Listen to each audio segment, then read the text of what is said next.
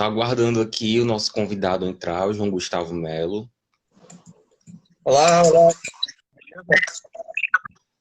Boa noite! Boa noite, meu amigo. Tudo certo? Boa noite a todo mundo. Vamos lá bater esse papo aqui, falar Vamos um lá. pouquinho do Carnaval de Maquete, que é o meu projeto. Falar de Carnaval Real e falar bastante de enredo, que esse aqui é um especialista. Inclusive, ele escreveu uma sinopse campeã, que é a do Tambor.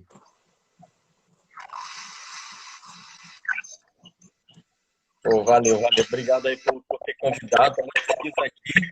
E tá falando com um amigo lá de Fortaleza também. Tá um papo entre anos aqui, né? Peraí, deixa eu colocar aqui o fone para ver se melhora, porque o áudio tá um Sim, né? pouquinho. Peraí.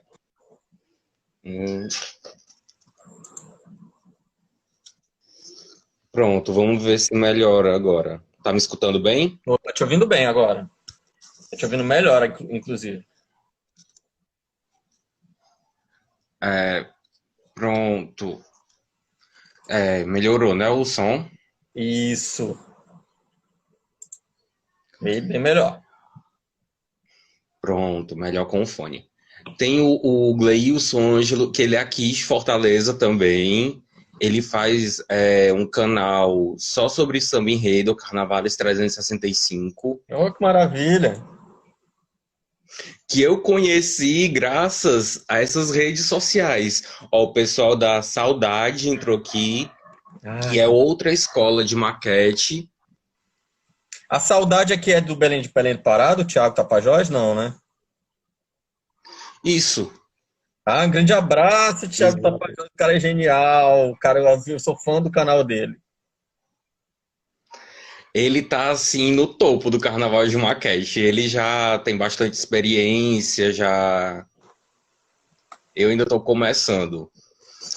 Eu queria começar falando da dificuldade da gente que mora longe assim do Rio, eixo Rio-São Paulo, para a gente ter acesso a outras pessoas que gostam de carnaval, porque eu cresci acompanhando pela televisão, eu não conhecia outras pessoas para compartilhar esse amor pelo carnaval.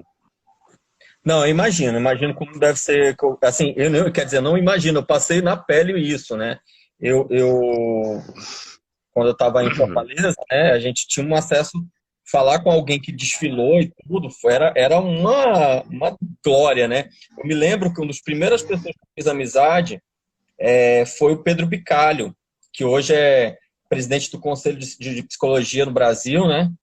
É presidente de uma categoria toda, e na época ele desfilava como comissão de frente da Cubango, desfilou numa aula de comunidade da Cubango e desfilou como comissão de frente da Viradouro. Aí um dia eu estava em casa, aí o Pedro Bicalho me ligou, eu, caraca, o cara lá ele tá ligando do Rio de Janeiro e tal. Fiquei todo feliz, hoje é um grande amigo, né? E assim, as pessoas daqui não têm também tanta noção de como elas são importantes, como os artistas do samba, os compositores, os destaques, os carnavalescos são importantes para essa nossa vontade, nossa forma de ver a festa, etc. Né? Então, é muito legal quando a gente pode fazer essas redes, e por meio dessas redes eu comecei a trabalhar nessa coisa, né? E foi uma situação muito engraçada, que a gente meio que capinou a internet. A internet a mato, né? Na época da Samba Brasil, com o professor Felipe Ferreira, que hoje é meu orientador lá na UERJ.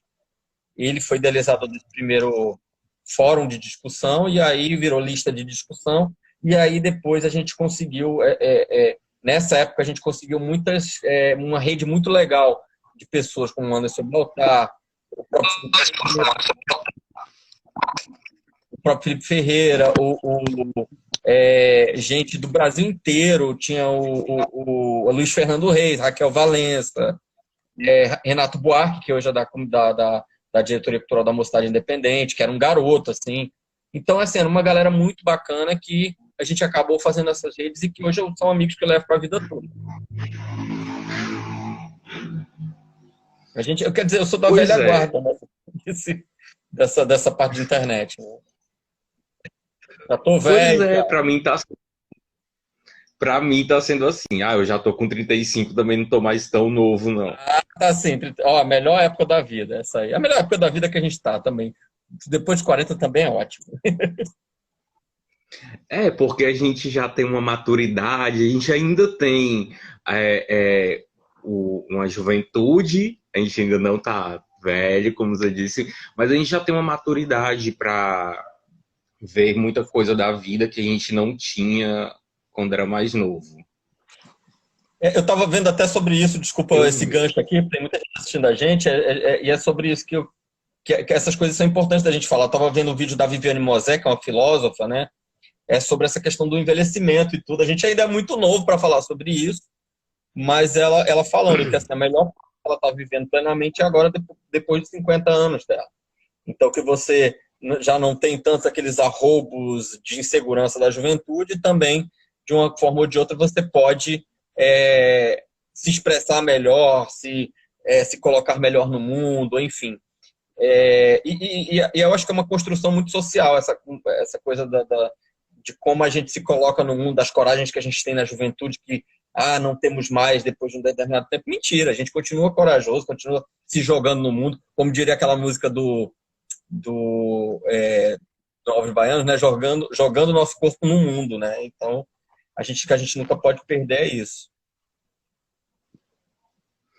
É, só que a gente passa a se jogar no mundo com mais sabedoria, com mais maturidade. É A uma gente, coisa que me restringia a participar muitas vezes desses grupos de carnaval era porque eu via muito o pessoal tendo uma imaturidade de não respeitar a opinião alheia, de estar atacando a escola do colega, de estar muito para defender a sua opinião, atacando a opinião do outro quando tinha uma discordância, então sempre ficava de fora. uhum.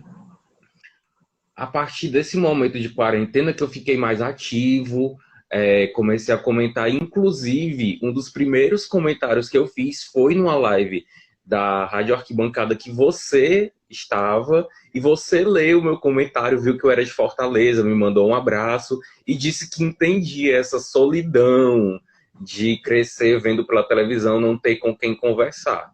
A partir disso, eu vou ficando mais interativo, fui conhecendo pessoas que hoje eu já converso, mesmo que seja por rede social, através do direct aqui do Instagram ou por WhatsApp, mas são pessoas com quem eu tenho a oportunidade de dialogar sobre o carnaval.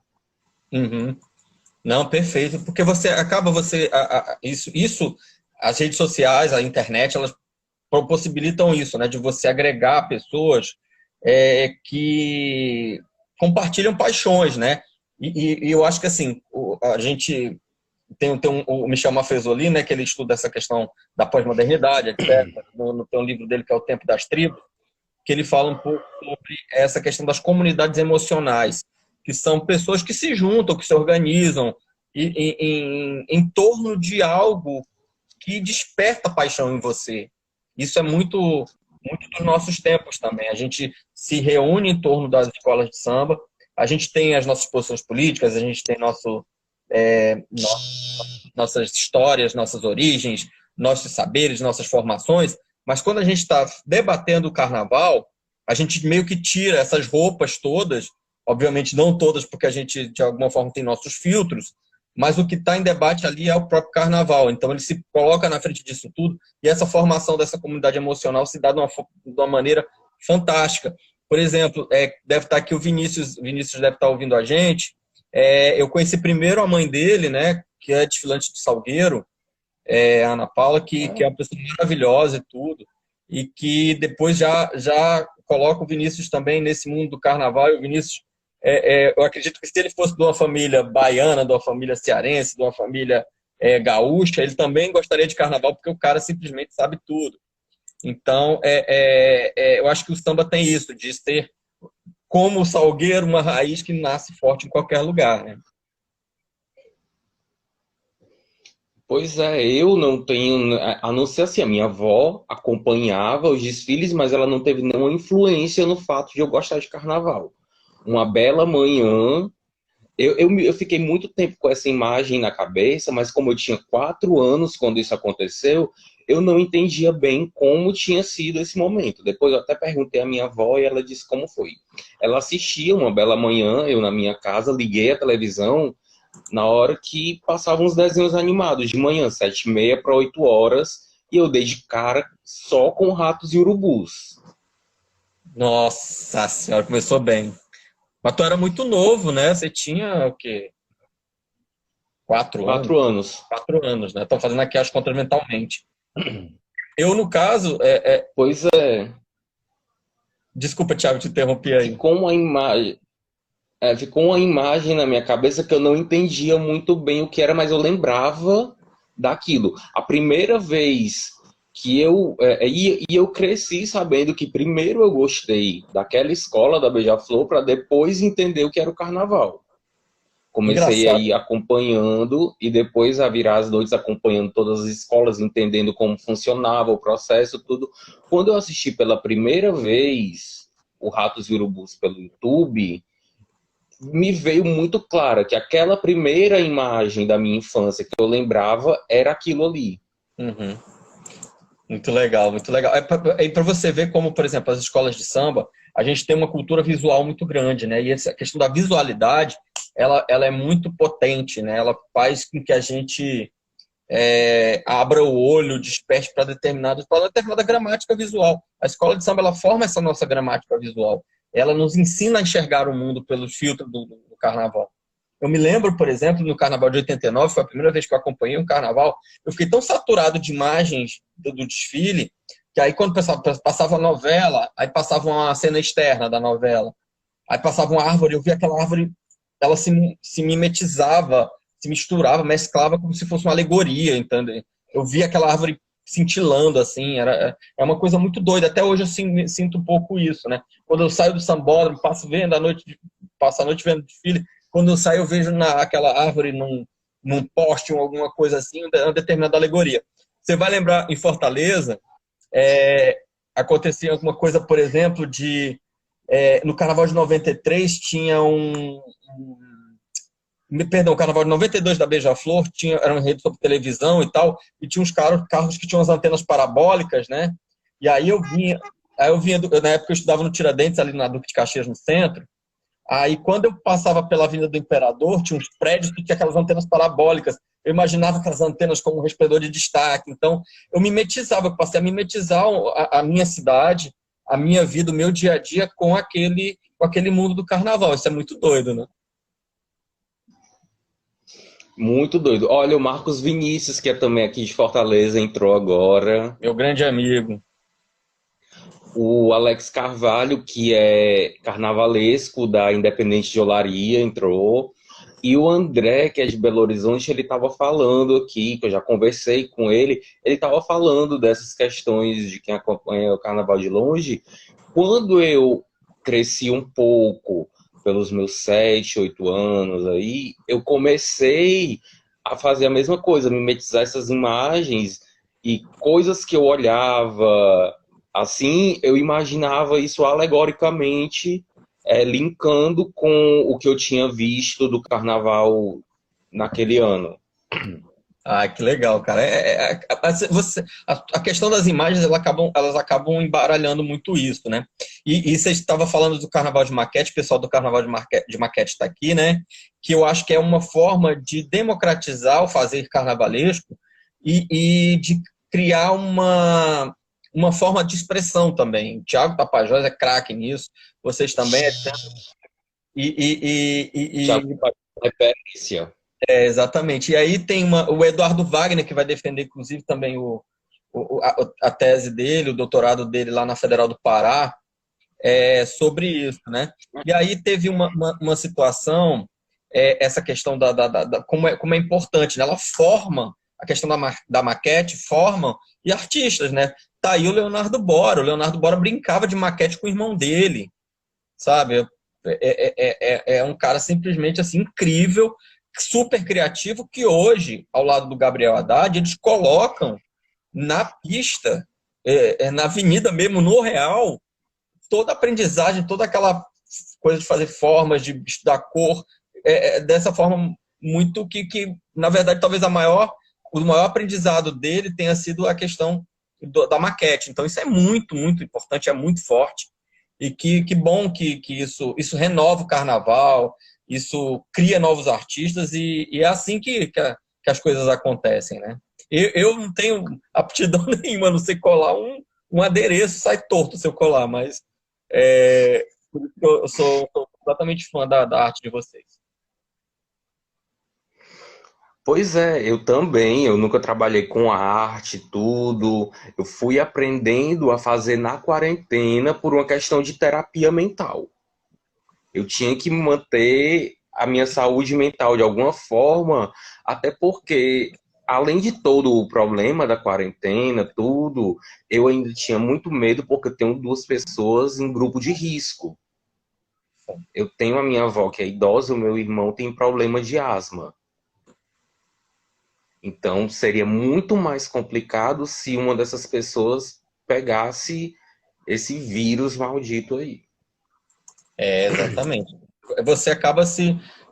E eu acho que talvez, não querendo romantizar a pandemia, longe disso, que nem o isolamento, que não é legal, mas de uma forma ou de outra a gente tem que saber domar esses sentimentos todos. Eu acho que essa descoberta de novas aptidões, ela de qualquer forma nos ensina alguma coisa, né? Então, de uma maneira ou de outra, que a gente possa nos expressar melhor depois que isso tudo passar, que a gente aprenda e dar valor mesmo às coisas presencialmente. O espaço da construção do virtual é maravilhoso, é muito legal como meio, mas ele não é a experiência em si do aqui e agora, né? Não é o fato de você estar presencialmente, estar corporificado naquela determinada manifestação, etc. Mas, de uma maneira ou de outra, é um ensaio também, um laboratório para você fazer essas expressões, né? Um laboratório que te ensina e que te molda e que te induz à criatividade. Isso é muito importante, cara. Pois é, e essa criatividade, até por essa questão da terapia mental para me manter são durante a quarentena, e a questão também da falta de recursos, eu não tinha como sair para comprar material, me arriscando com isso, foi assim, eu olhava, foi essa mimetização me ajudou muito. Eu olhava uma garrafa de detergente vazia, eu enxergava uma coluna. Uhum. Uhum. Eu peguei, vi um vídeo para fazer uma coisa lá com CDs, e a partir disso eu criei um efeito novo com esse CD que ficou me dando a impressão de água. Um pote de iogurte virou um jarro. É. E assim, a questão de enredo, eu antes de pensar em fazer maquete, porque eu não achava que eu tinha capacidade para isso, eu já tinha escrito coisas de enredo, eu tinha sugestões de enredos inéditos, porque eu cursei letras. Sim. Então era até um exercício de escrita. Na hora que eu fui escrever o meu enredo, inclusive eu baseei ele muito no enredo do tambor. Ah, que legal, que bacana. Quando você começa o enredo do tambor, que você fala lá, troncos, peles, que você vai dando aquela síntese do tambor, o meu enredo vai ser Cheuê Papabá, águas claras para o negro rei Oxalá. Uau, que lindo. E eu vou usar, como a gente usa muito os sambas registrados, eu vou usar o samba da Grande Rio de 92, Águas Claras para o Rei Negro. Então eu comecei a minha sinopse falando Obatalá, Lissa, Bonfim, que são nomes de Oxalá, não é? Aí Inxalá, Oxalá, Tomar, que signifiquei a expressão tomara Deus. Aí eu fui colocando elementos simbolicamente ali em palavras, construindo frases, primeiro para dar uma ideia que você pensasse e aquela palavra ou aquela frase que está ali te desse uma imagem clara de Oxalá. Aí depois é que eu fui fazendo uma descrição, porque eu vou falar do orixá para chegar nas festas que usam a água em louvação a Oxalá, como, por exemplo, a lavagem do Bonfim. Eu fui costurando, em alguns pontos eu fui usando essa técnica de escrita que você usou no tambor, de pegar ali uma frase que ela te desse uma imagem. Nossa, que maravilha. Muito legal, muito importante isso. E que bacana, porque ela se torna uma imagem sintética, né? Uma imagem poética sintética. Ela não precisa muito de conectivos, de explicações, aquela coisa toda, né? Você é formado em letras, sabe isso melhor do que eu, né? De você precisar amarrar esse texto por meio de conectivos, etc. E quando você bate, né? Vai martelando essas palavras, isso vai acaba acontecendo. E vou aqui dar os devidos créditos, né? O Thiago Isidoro e Marquinhos estão aí, grandes amigos aí. Um abraço aí para Campinas e Fortaleza. Você, quando, por Um exemplo, abraço. de justiça, né? Esse formato de texto saiu do Paulo César Barros, do Departamento Cultural. Ele passou uns tópicos assim, quando a gente viu que esses tópicos em si já poderiam virar texto, a gente só birulou um pouquinho ali e tal, mas foi uma criação conjunta do Departamento Cultural, né? Isso foi muito, muito interessante. E aí você falando, por exemplo, do seu enredo, que legal que de alguma forma ou de outra isso se contribuiu para formar esse novo texto, para formar esse novo enredo, que tem uma forma diferente, né? Já que ele não vai passar pelo filtro de um compositor para virar um samba, né? Então, ele, de qualquer maneira, você pode desamarrar ele melhor, você pode... vai passar pelo julgamento, obviamente, algumas pessoas vão ler, mas, de qualquer maneira, você pode se desamarrar, você não precisa explicar tintim por tintim de forma tão didática e amarrada como é o caso, por exemplo, de uma sinopse, mas que eu fico muito feliz que você tenha conseguido chegar a esse modelo, essa forma de criação, né, de texto. Porque, assim, eu sou apaixonado por essa sinopse do tambor, desde quando eu li essa sinopse lá em 2011, por aí, já depois do desfile, que eu achei ela em um site da internet. Uhum. Aí quando a Lia Maia entrou aqui, que ela aqui de Fortaleza também. Beijo, Lia. E o Simões Filho também, de Fortaleza, tá aqui, um grande amigo também. Lia, um grande beijo, Rui Simões também.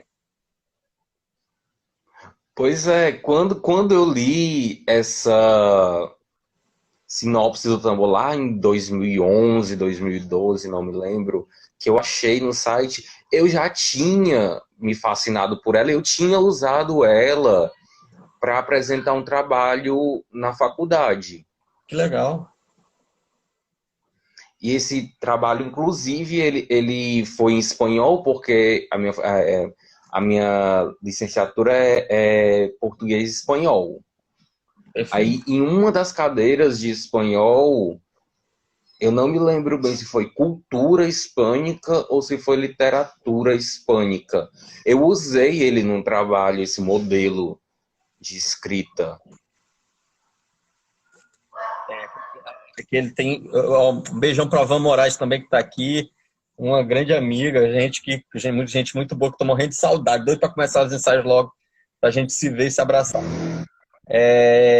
Esse modelo de texto, ele tem uma coisa interessante, que eu acho que é a questão da tradução também, né? Você trabalha com tradução, você sabe isso melhor do que eu, né? Porque, assim, essa forma de palavras que você vai dando sentido, ela de uma forma ou de outra, em alguma outra língua, ela tem um sentido diferente do nosso.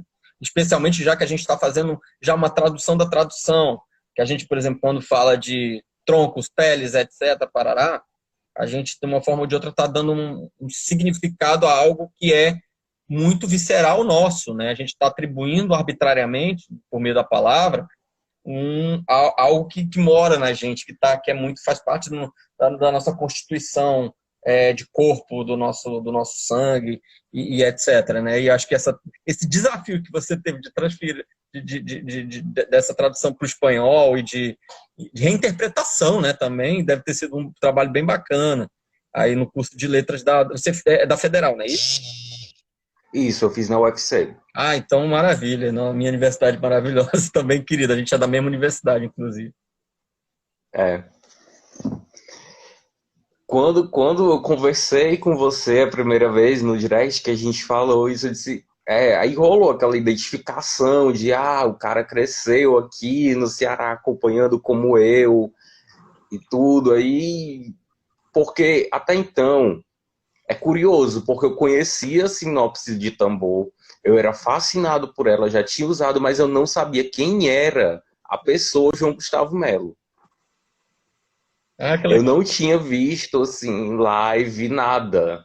E nem sabia que você era cearense. Uhum. Eu vim saber que você era cearense quando eu assisti uma live com você. Ah, que legal, que legal. Eu vi esse Que você disse. sotaque quase um sotaque sobralense, né? Minha terra é o Ipu, né? Então tem um sotaque um pouquinho mais arrastado. Pois é, aí quando você falou que era cearense, eu, caraca, não acredito que esse cara que escreveu essa sinopse, assim, que ele é cearense e tal. Aí rolou toda uma coisa de eu me identificar ali com aquela história de ser uma pessoa que escreve, de ser um cearense, e ainda se tornou mais especial para mim. Eu disse, não acredito que sem saber disso eu já tinha usado esse modelo. Aí depois eu disse, quando eu comecei a escrever a sinopse para a maquete, eu me lembrei disso, de ter Caramba. usado esse modelo para um trabalho ou de cultura ou de literatura hispânica. Aí eu disse, não, é nessa que eu vou. Nossa, que legal isso. Que eu acho que o importante dessa questão de sinopse, já que você está entrando nesse assunto, é você passar o sentimento do enredo. Obviamente, o sentimento que você tem dentro de você não é o que não é o que o compositor pode traduzir. Por exemplo, o samba que eu esperava do Tambor era outra coisa. Um tipo de samba, um samba mais tribal, alguma coisa assim, que acabou não acontecendo. Mas também faz parte da nossa questão de desapego também. A forma com que o compositor vai reinterpretar aquilo, né? Mas é uma coisa que me consome muito, assim. Eu vou te ser, não vou te enganar, não, que assim, a gente, pô, você espera uma sinopse daquela samba, você vai ver, pô, vai vir o samba daquele jeito, assim, não vem. Ou então esse samba não é escolhido. Então você fica meio meio frustrado, né? Dá uma certa frustração, mas ao mesmo tempo você tem que desapegar do teu modelo. O teu modelo não é o que você queria que fosse, não é até porque você está lidando com a criação coletiva, em que o compositor, no caso da sinopse, ele é um produtor ele é o produtor final, ele é o grande artista que vai dar isso. Assim, a gente tem que ter o maior respeito pela figura do compositor. Ele é muito mais importante do que o cara que faz a sinopse, etc. Então, porque ele é que vai dar essa base literária mesmo. A sinopse ela é um gatilho, né? Um detonador daquilo, para usar a palavra da moda, né? Gatilho. Mas ela é um detonador de um determinado, né? Então, eu acho que assim, quando você for escrever sinopse para o Carnaval Real, aí você vai sentir essa diferença também, que a tua sinopse ela vai ter você vai estar muito focado na figura do compositor. Mas eu acho que também, de uma outra forma, você também, eu acho que escreveu essa sinopse também como você escreveria para um compositor. Então tem essa questão aí da forma que você vai exercitando a escrita, etc. Sobre isso eu lembro, por exemplo, o Gabriel Haddad, né, nosso grande amigo também, ele começou também na questão do carnaval virtual, passou para o real, cara de um talento inacreditável. E aí ele testava muito, fazia muitas essas questões de sinopse, treinava, enfim, fazia esses exercícios todos, até que um dia caiu na mão dele, pelo talento que ele tem, fazer a sinopse do Enredo da Viradouro, 2013. Sobre o Xango, sobre o Salgueiro, aquele que o Max Lopes fez, o Gabriel era assistente do Max na época, ele a autoria da sinopse é do Gabriel Haddad, ou seja, o carnaval ele envolve muitas artes, muitos ofícios, muitas formas de ver, né, de se construir arte e de se expressar, né? Isso é que é muito importante, né? Isso é que eu acho muito legal. Vinícius Mendes, só respondendo rapidinho aquele, se eu conheci o Gabriel Haddad no Carnaval Virtual. Eu julguei o Gabriel Haddad, eu era jogador do Carnaval Virtual, né? Joguei o Bora, joguei o Haddad, joguei uma galera muito bacana que hoje está aí trabalhando no Carnaval Real. Mas assim, Vinícius, eu conheci presencialmente o Gabriel em festas, etc., em quadras, mas conheci especificamente o Gabriel, né, quando ele chamou para eu ver a sinopse chamou a mim e o Eduardo Pinto, que é o vice-presidente cultural do Salgueiro, para a gente ver a sinopse do Salgueiro que a Viradouro tinha feito. Então, foi essa questão como eu me aproximei mais do Gabriel. E hoje só para fechar a história, o Gabriel terminou agora o mestrado na UERJ, a gente foi companheiro de classe, né, na cadeira do Felipe Ferreira, e eu já como doutorando e ele como mestrando. A gente frequentou a mesma sala de aula junto. Deixa eu mandar aqui beijo pro pessoal que entrou, o Lucas Pereira, que ele desenha muito bem. Eu sou péssimo para desenhar, então se um dia eu resolver fazer Carnaval Real, eu vou fechar uma parceria com o Lucas para ele desenhar para mim os meus protótipos.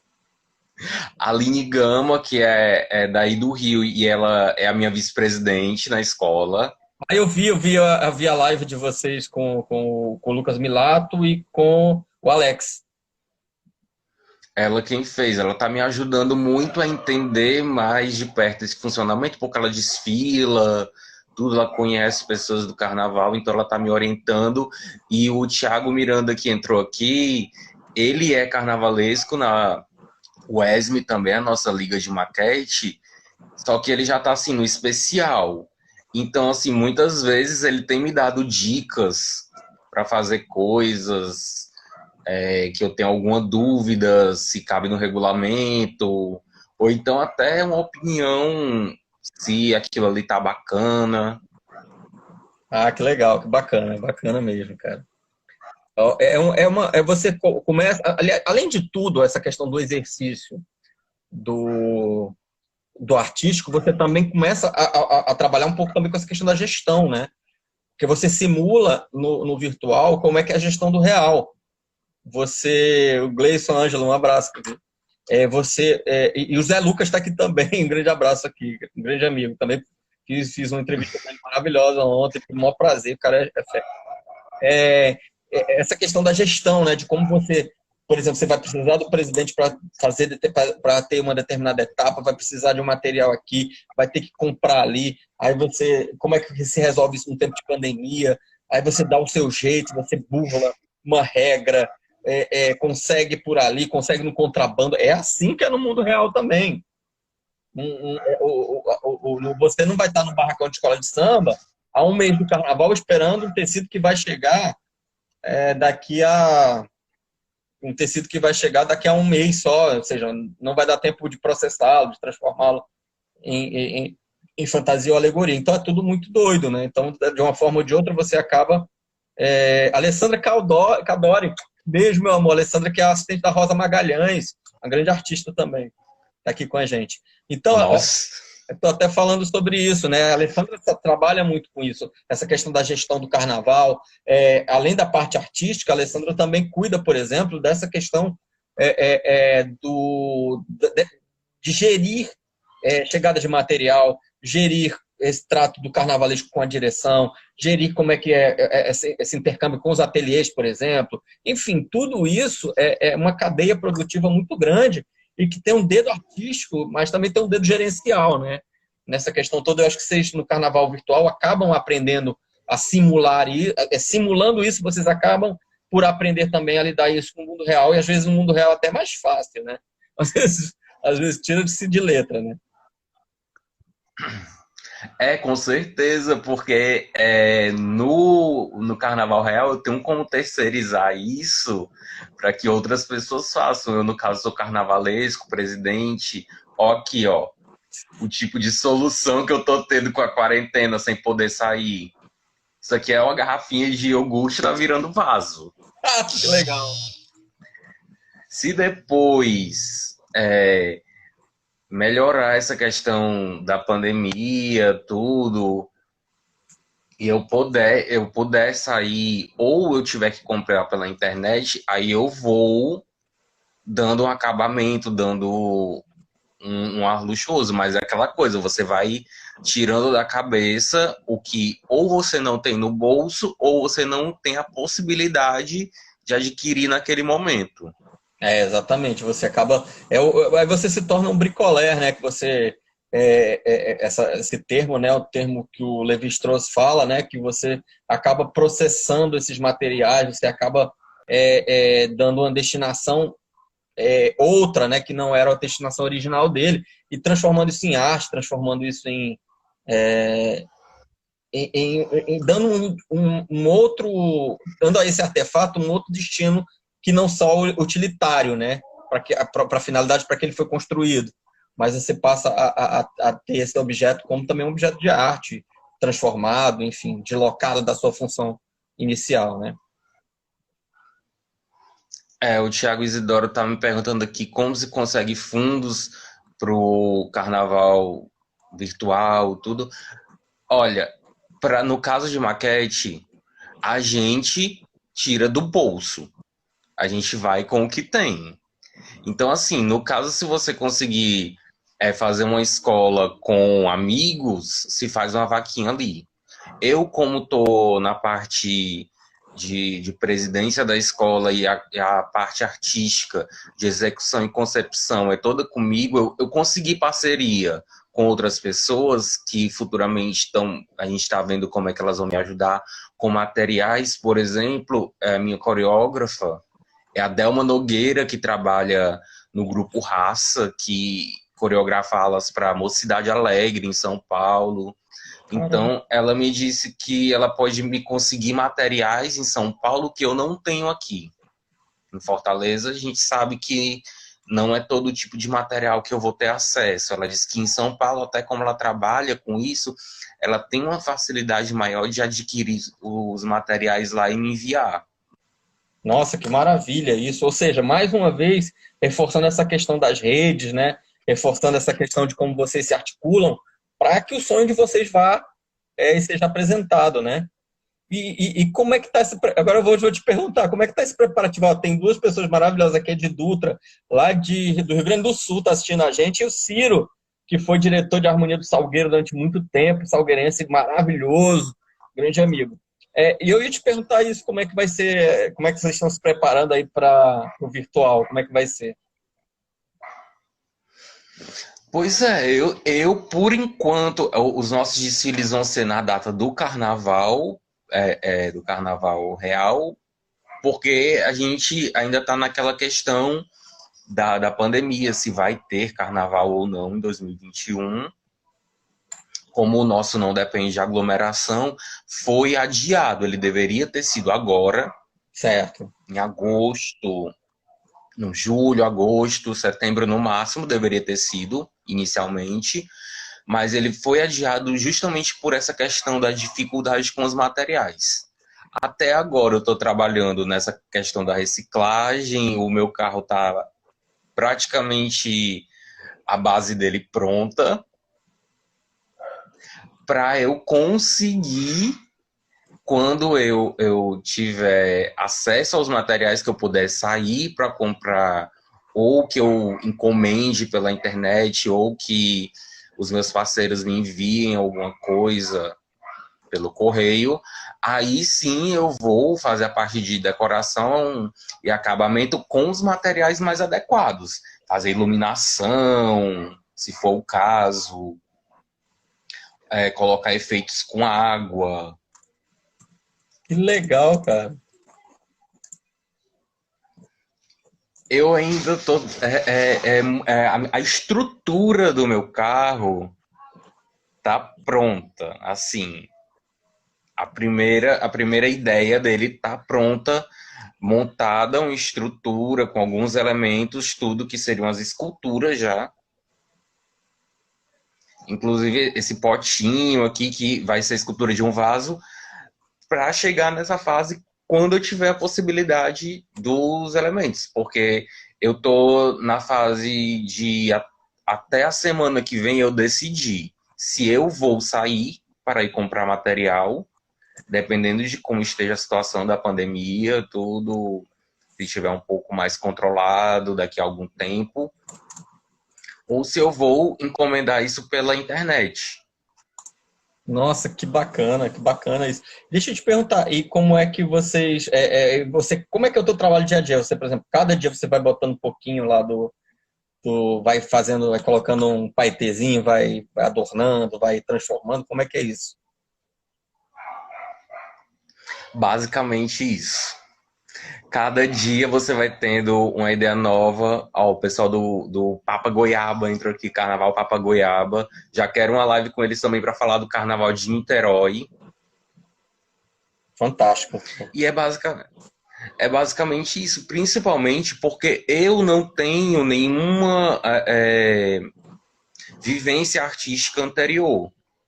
Até para trabalho de escola, assim, eu não era tão ligado. Assim, eu fazia o trabalho ali, geralmente as pessoas achavam muito criativo, muito bacana, mas aquilo ali sem nenhuma especialização, sem fazer nenhum curso, sem desenho, sem estudar muito. Então eu vejo vídeos na internet, às vezes me vem alguma ideia e eu transformo aquela ideia para adaptar no que eu tenho aqui. Aí eu crio de repente com tinta dimensional ou com algum. Eu fiz tinta até com cola branca e óleo de cozinha para fazer verniz. Foi uma dica que eu peguei na internet e adaptei com o que eu ia fazendo. Então, cada dia eu vou testando uma coisa nova que eu tenho uma ideia ou que eu vejo alguma ideia e adapto para o que eu preciso. E a partir dos efeitos que eu vou criando com isso, aí eu penso, não, isso aqui pode ser usado dessa forma, isso aqui pode ser usado naquele lugar dentro do meu desfile, aí eu vou fazendo. Aí quando eu vejo que ele tá bom, que se encaixa dentro do meu enredo, que ele conversa visualmente com o que eu tenho, aí eu vou. Vai trabalhando aqui. Pessoal, é. Até o Thiago Tapajós está falando aqui da saudade para as escolas de maquete sediadas fora do Rio, fora do eixo Rio-São Paulo, a compra de materiais pela internet encareceu muito o projeto. É verdade. O frete está bem caro. Ou seja, vocês também pegam material aqui do Rio São Paulo, é isso? Porque muitos materiais não têm em determinadas cidades e outra coisa. Com a pandemia fica difícil a gente ir, por exemplo, ao centro da cidade, a um shopping, comprar material em loja. Eu, por exemplo, estou morrendo de medo de sair com essa pandemia até para ir no mercado.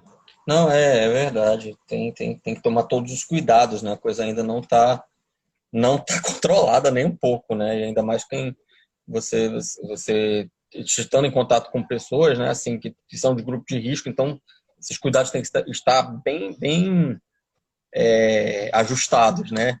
E vai passar, daqui a pouco vai passar. Deus te ouça. Deus, Oxalá, Tupã, qualquer que seja a fé de você que está assistindo aí, pessoal, vamos. Vamos pensar que isso vai passar.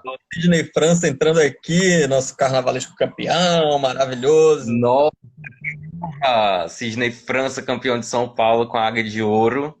Inclusive, o meu enredo tem tudo a ver com o dele. Exatamente, eu ia falar isso. Quando você falou do teu enredo, eu lembrei do baseado na música do Simas, né? Pô, que sacada maravilhosa, cara. Cara, o Sidney França, como diria o Celso Biafra, é o dramaturgo do carnaval, né?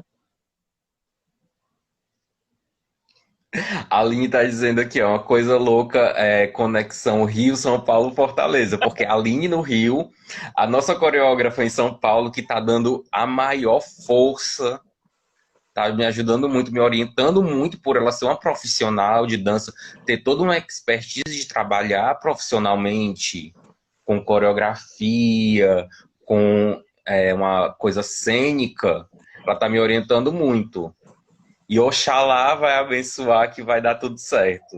É isso aí. A Aline lá do Rio e eu daqui e a Delma lá de São Paulo. E outras pessoas estão chegando. Eu já pedi dicas ao Gleilson para ele me ajudar com os sambas enredo, porque o canal dele é muito bom. Ele faz um resgate histórico de sambas enredo do Rio Grande do Sul, do Espírito Santo, São Paulo, os grupos de acesso de São Paulo, Rio, tudo. Ele sabe tudo, tudo, tudo de samba enredo, então ele vai me orientar, inclusive, em futuras escolhas. Carnaval articulado, como ele mesmo está falando aqui, né? Então, vocês têm exatamente essas redes, essa formação de redes ela é fundamental, cara. Eu acho que vocês estão criando e você vai ver quando tudo isso passar, fazer um grande encontro presencial dessa galera aqui, ou seja no carnaval, seja no carnaval, seja no congresso, no carnaval, enfim, qualquer um desses eventos que a gente possa todo mundo se encontrar, né? Eu tenho, assim, muito afeto, muito carinho por todo mundo, por essa renovação que está tendo. Vocês são a renovação do carnaval. Eu acho que o carnaval, vocês são divulgadores, são vibradores, são extremamente torcem muito pelo carnaval. Eu acho que por isso que o carnaval ele se multiplica e nunca vai morrer, porque ele de alguma forma ou de outra ele se atualiza, ele revive em outras questões. E eu acho que é o que eu vejo, por exemplo, no público do Boi com Abóbora, né? O Fabato, a gente estava conversando, o Fabato e o André Rodrigues, a gente estava conversando sobre isso, né? De como tem gente, uma galera nova, né? Uma galera jovem, e isso deixa a gente muito feliz, né? Pois é, apesar de, assim, eu tinha uma vergonha de chegar a falar com as pessoas que participam do carnaval, tudo.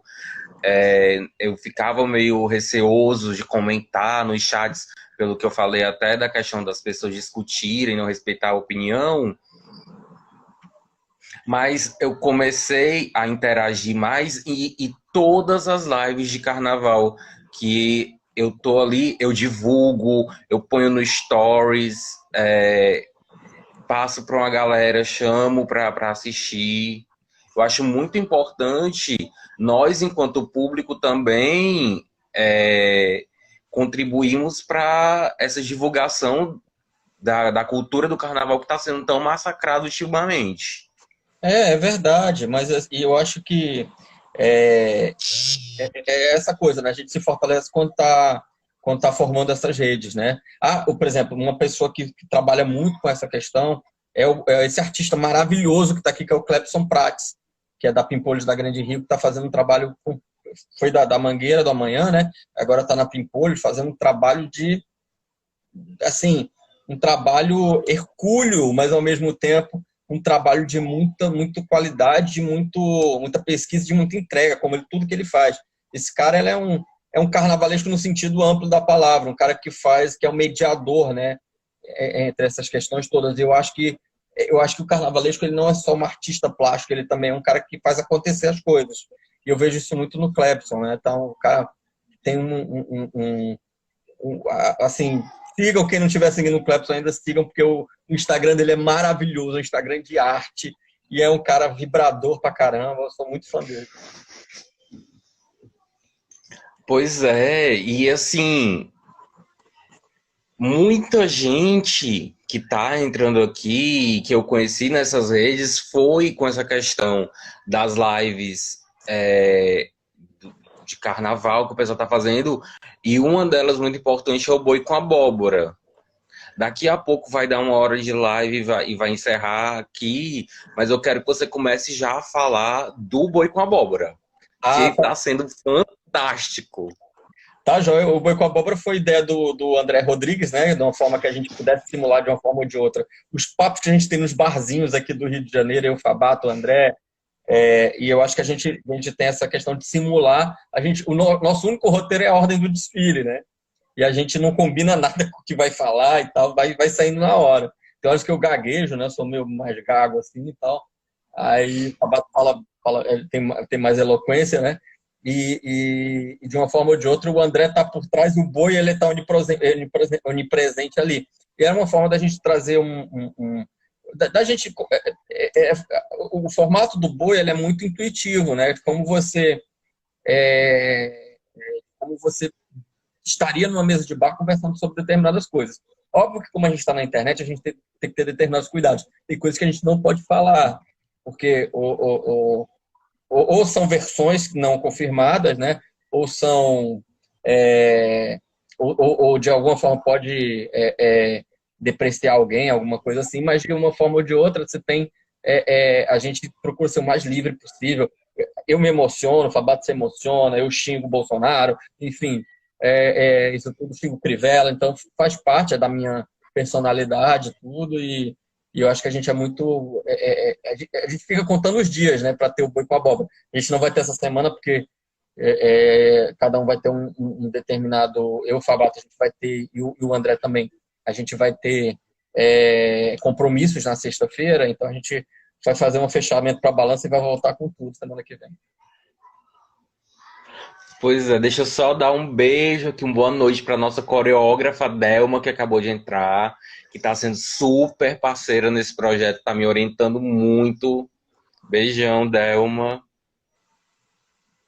E assim, eu quero dizer que eu já tô com crise de abstinência do boi com abóbora que não vai ter nessa sexta-feira. Ai, Gente, Leandro Vieira entrou na live. Acho que eu vou. o Angangá vai Gente, Serrano. Gente, eu vou ali ter um ataque nervoso e já volto. Manda um abraço para Leandro ele. Vieira na live, é demais. O Leandro curte muito. Um dos grandes amigos do Leandro é um cearense também, o Alan Diniz, que é um grande amigo meu, um irmãozão. E que o Leandro tem uma. Ele sabe atender as pessoas também, ele tem uma generosidade enorme. É um cara que, além de tudo, além do grande artista que a gente nem fala, entra no mérito, mas, sobretudo, é um coração gigantesco que é cercado de gente boa. Não, assim, das poucas vezes que eu tive a oportunidade de ver coisas com o Leandro, porque a gente acompanha as lives, tudo, o modo como ele fala ali, ele é muito generoso ao falar, ele é muito receptivo com as pessoas. Todo mundo que conversa com ele ou que faz alguma live com ele comenta isso. Artisticamente, a gente não for falar do Leandro Vieira aqui, a gente vai ter que fazer 3 lives. É verdade. Como diria o Monarca em Eu relação à sou. Portela, se for falar da Portela hoje a gente não vai terminar, se for falar do Leandro a gente hoje também não vai terminar, mas muito, muito bom de qualquer. Que sorte os mangueirenses e os imperianos e até ano passado, os gresilenses terem ele, cara. Um cara que realmente é brabo. Eu cresci acompanhando do lado da minha avó, que é mangueirense e tudo, então, de uma certa forma, sempre é uma escola que me toca o Império Serrano também por toda a tradição, todo aquele encantamento imperiano. Então, assim, eu estou ansiosíssimo para o carnaval de 2021 ou 2022, seja quando for, pelo trabalho do Leandro. Eu também fiquei muito feliz com esse enredo do Império.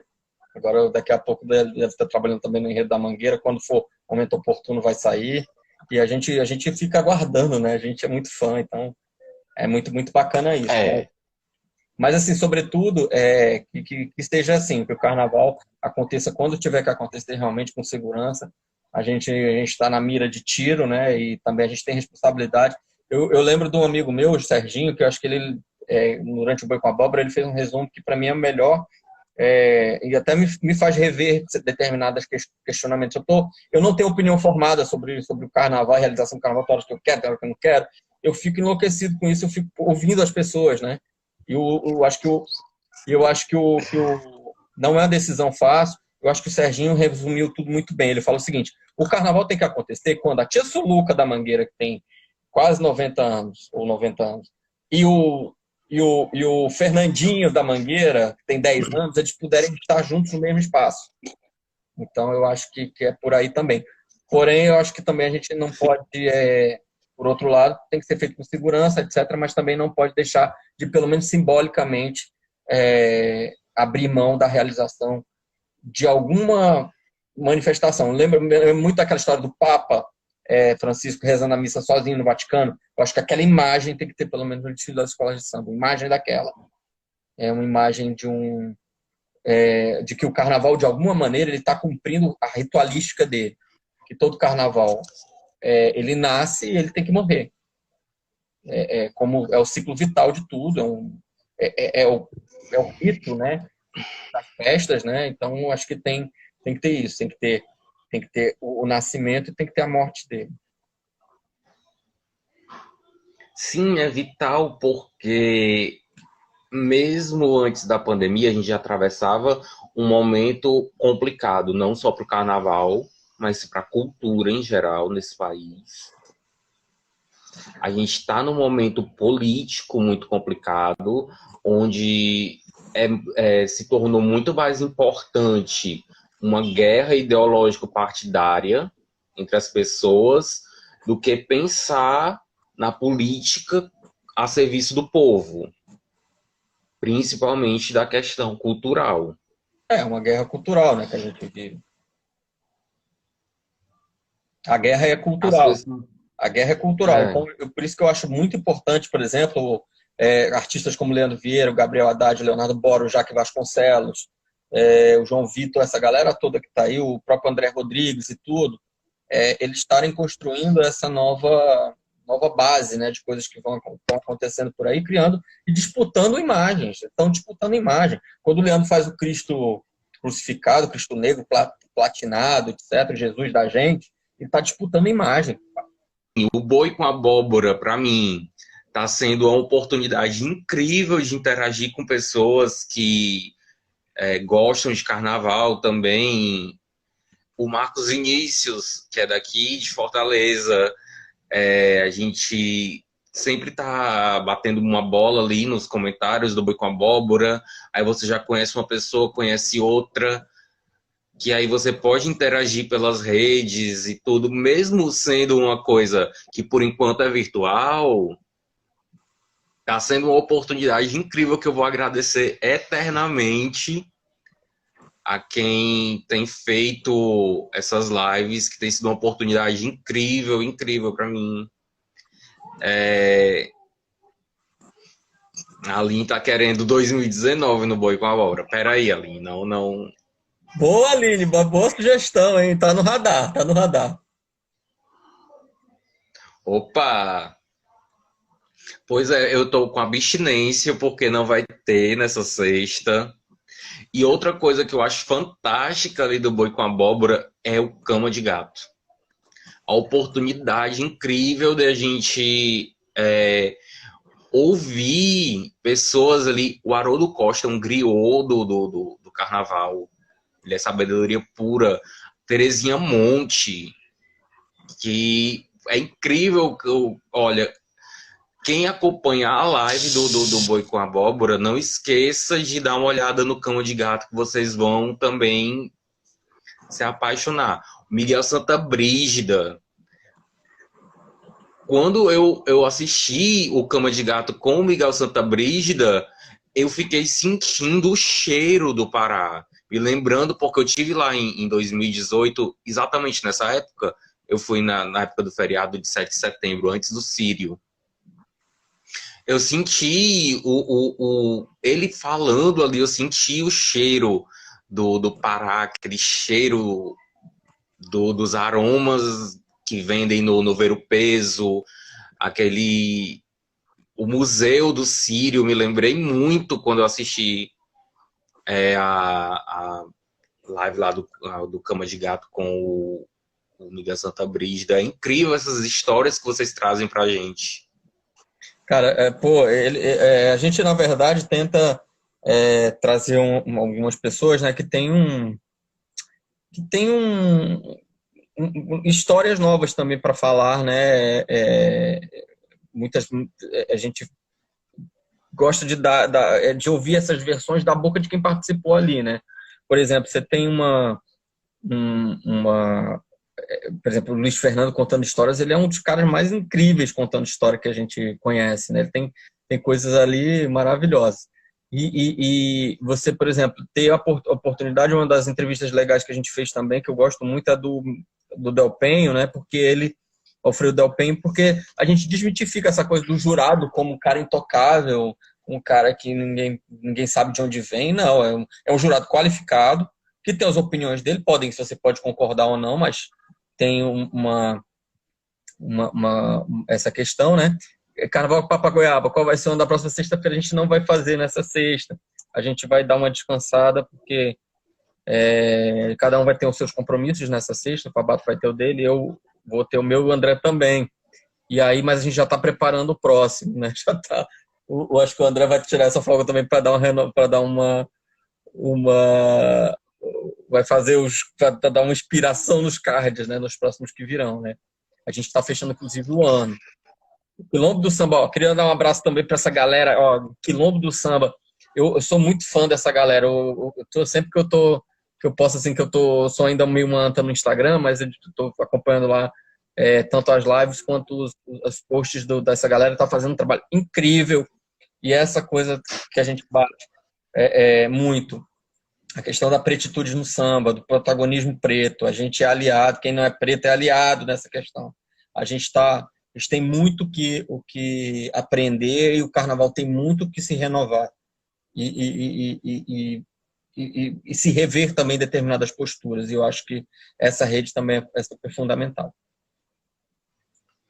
Não, eu acho fundamental nós não pretos nos colocarmos no nosso lugar de fala enquanto apoiadores. A gente tem que estar ali dando palco para o protagonismo negro, o protagonismo do preto. A gente tem que exaltar uma cultura valorosa como a cultura preta, mas sem nos colocarmos em lugar de protagonistas. Nós somos apoiadores da causa. A gente tem que começar por nós mesmos a desconstruir um racismo estrutural que vem plantado no nosso cérebro desde muito tempo, e a gente tem que, à medida que a gente vai desconstruindo esse racismo estrutural, que a gente vai entendendo esse protagonismo, essa valorização de uma cultura diferente, a partir dos pretos, de quem é protagonista, de quem entende, de quem vive aquilo ali, e a gente passar para o maior número possível de pessoas essa visão de... Eu parto muito assim do carnaval. Se eu estou ali assistindo o carnaval, se eu estou querendo participar do carnaval, primeiro eu tenho que entender que é uma cultura preta, é uma raiz preta. Ela é essencialmente feita na raiz dela pelo povo preto de periferia, o povo de morro, e pessoas de todos os tipos estão ali congregados em torno de uma cultura, de uma festa preta, e que eu tenho que entender o funcionamento daquilo e respeitar e exaltar aquela raiz, aquele protagonismo do preto ali. Verdade, porque a Evelyn Bastos, rainha da bateria da Mangueira, teve um debate sobre. Eu acho que o pessoal até do Quilombo do Samba estava. Ou já até promoveu esse debate lá no Hélio de Sica. Estava a Helena Teodoro, Haroldo Costa, a própria Evelyn, né? A Rafaela Bastos, enfim, a galera muito, muito importante, né? Discutindo essa questão de racismo e carnaval, e a questão racial no carnaval, né? Que a escola de samba ela é para todos. A escola de samba é para todo mundo, mas a gente não pode perder de vista que é uma festa preta em sua origem, etc. E ela se bem trabalhada, a gente está numa fase de enredos, etc. E aí eu sempre são novas mentes que surgem, né, com novos pensamentos e que a gente tem que aprender, né, cada vez mais. Tem o Renan Carmo, que é um cara fantástico, que ele estuda dentro do Observatório do Carnaval, né, que é um projeto do Museu Nacional, a questão das macumbarias carnavalescas. O cara tá com o pensamento voando, assim, pensamento lá na frente. Eu acho que essa coisa, eu acho que tanto o Quilombo do Samba, como o Renan, como essa galera já estão pensando num outro passo além, que é o protagonismo do samba. Eu acho que é muito... Assim, eu vou te falar assim, qual foi o gatilho mesmo que me... Essa questão de racismo é uma coisa que o branco só ouviu falar, né? Que quem não é preto nunca ouviu falar. Quem é branco só ouviu falar, nunca sentiu na pele. Eu estava em 2014, meu irmão teve um AVC e eu estava em Fortaleza, fui para Fortaleza para cuidar dele no hospital, no HGF. Ele ficou no hospital público aí e tal. E aí, eu comecei a pensar na estruturação racial daquele hospital, né? A Aline também do Bicar, verdade, Aline. E aí, na estruturação, na estratificação social daquele hospital, daquela rede. Onde você, por exemplo, tinha os médicos, os neurologistas, ele estava sendo cuidado por neurologistas, eram sobrenomes Ronce, Baquite, enfim, aqueles sobrenomes Ramos, aqueles sobrenomes aí do Ceará que são super badalados. E aí você tinha as enfermeiras, que já eram pessoas mais, principalmente mulheres, né? E você tinha as auxiliares de enfermagem quase todas pretas. E não tinha um médico preto. Então, quando começa a olhar com essa questão, você começa a se perguntar por que isso, né? Por que não existem médicos negros? Tem tão poucos médicos negros, tem tão poucos presidentes de escola de samba negros, tem tão poucos carnavalescos negros, tem tão poucos pessoas em postos de comando negros. Aí, isso não é normal. Isso não pode ser naturalizado nunca. Gustavo Dias, amigo de São Paulo, também está aqui, que também faz parte de movimento, que é um cara que tem essa questão racial muito importante, que batalha por isso, etc. E que é uma coisa que, assim, isso atrapalha muito o Brasil, isso atrapalha todo mundo.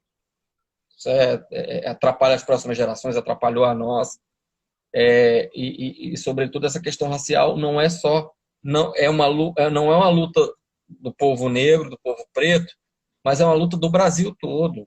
A gente tem que construir um novo caminho, etc.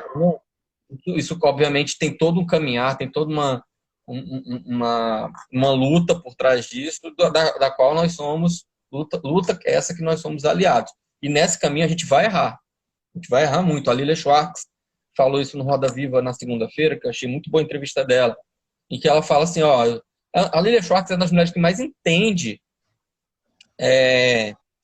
ela entende da questão do tráfico negreiro, etc. E ela deu uma escorregada, uma pisada de bola com relação à questão da Beyoncé. Ela falou, cara, a gente está aqui para aprender também. A gente dá nossas batatadas e tal. E ela aprendeu com a reação. Algumas reações foram bem violentas contra ela. Coisa de cancelamento, essa coisa toda que eu particularmente já não... Acho que a gente deve cancelar o ruim, né? o nosso inimigo. Eu não vejo o bolsonarismo não como opositor, mas como inimigo, já que eles não querem nos destruir. Eu não vejo eles como opositores, eu não vejo a atitude nossa com relação a ele como de conflito, mas de confronto. O que tem uma diferença bastante clara aí. Eu acho que o nosso inimigo é ele. Eu acho que a gente aprende, tem muito que aprender com essa questão, e tem muitos passos a dar também com essa questão, e a gente tem que aprender com o povo preto. Por isso que é importante a questão do quilombo do samba, as questões levantadas no Observatório do Carnaval, as questões levantadas na UERJ, na universidade, nas universidades em geral, porque essa discussão tem que estar sempre nisso. E no Carnaval também, o Carnaval, ele é um proponente de imagem, é uma porta de entrada para a cultura africana. Se você aí, por exemplo, em Fortaleza, você vê que é uma cultura totalmente silenciada. Até 2 anos atrás, eu fazia live dizendo que aqui não tinha preto no Ceará. Olha a heresia que eu criava. Não é que não tenha, é porque são silenciados.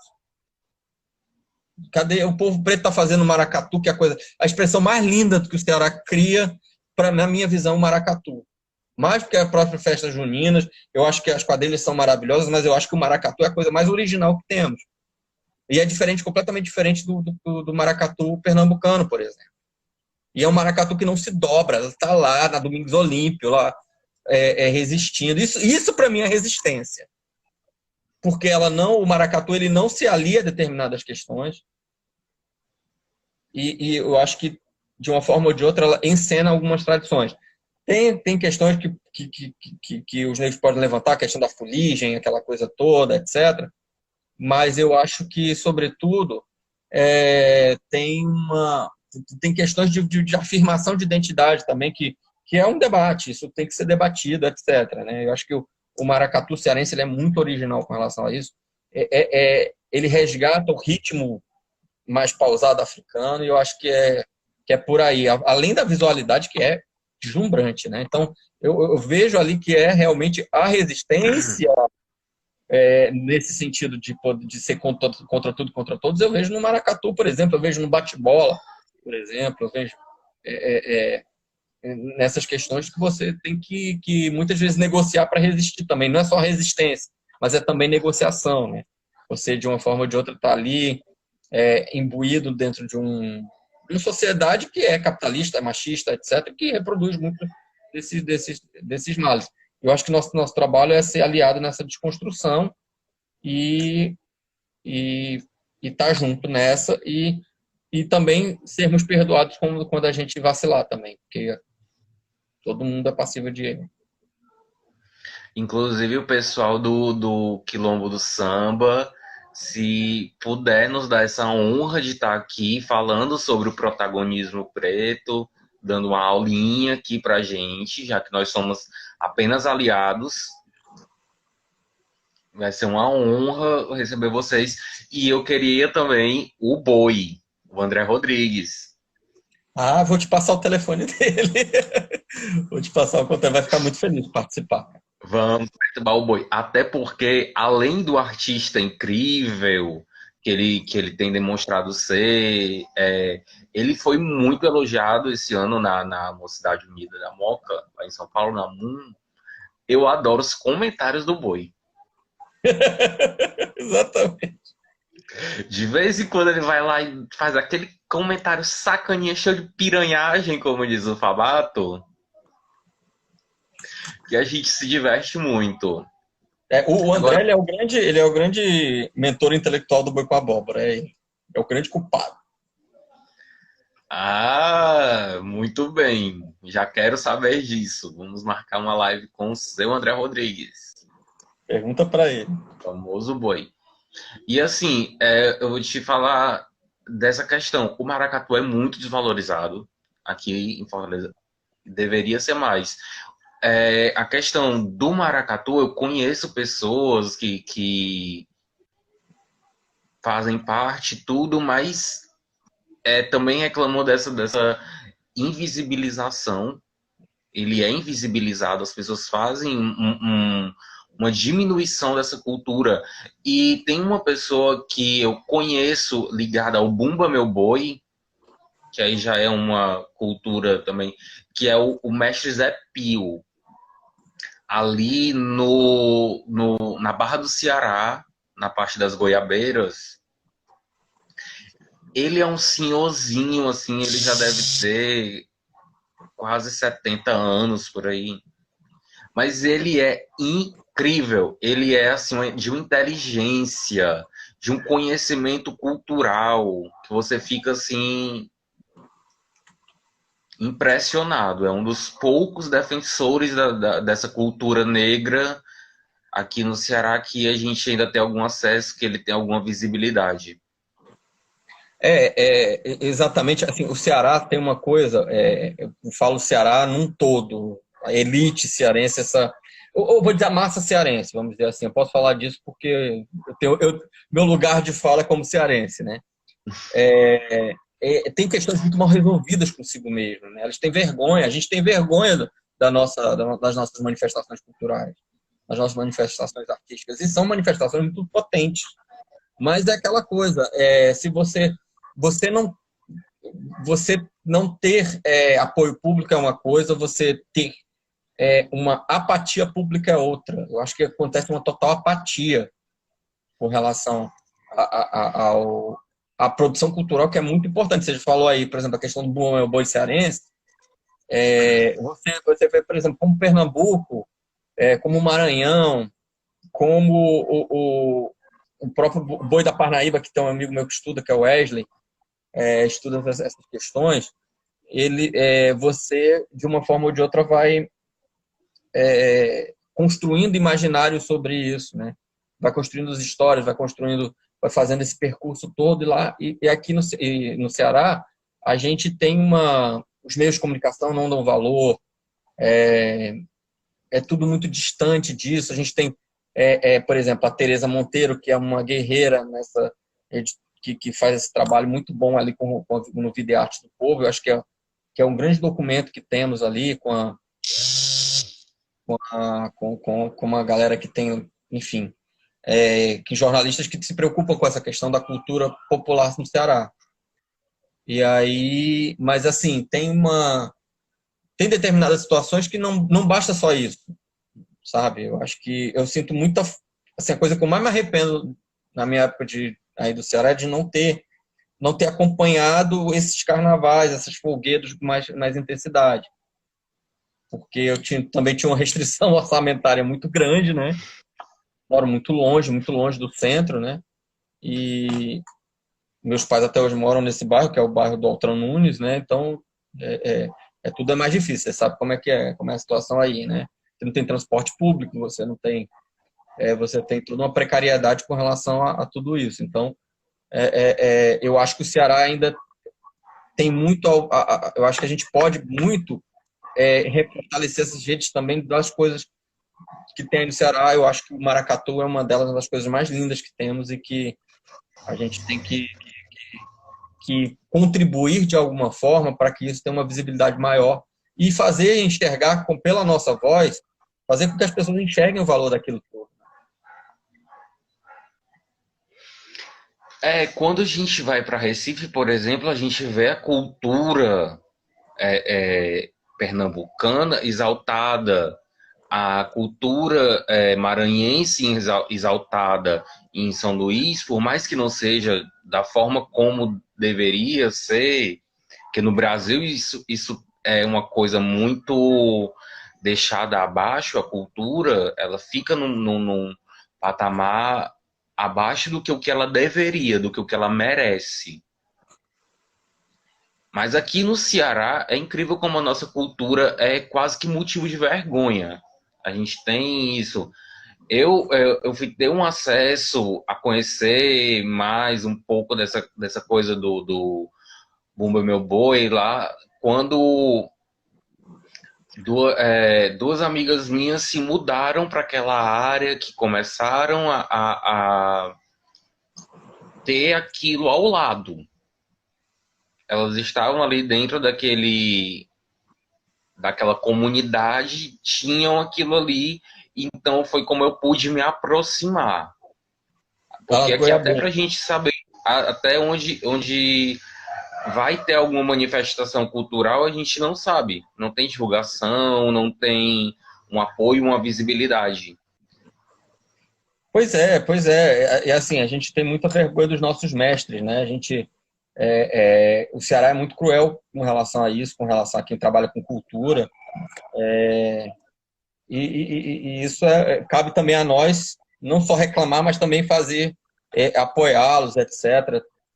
De alguma forma ou de outra, criar uns laços com essas questões, né? Mas, assim, de qualquer maneira, é importante que sobrevivam essas manifestações. Eu vou citar muito Maracatu, porque eu acho que, assim, é muito bonito, eu tenho mais contato e tenho mais uma materialização de imagem do que essa questão toda do maracatu cearense. Eu acho hiper original, acho hiper bonito, acho hiper bacana e que tem que ser apoiado. A gente não quer que o governo derrame 1 quilo de dinheiro ali, mas que apoie.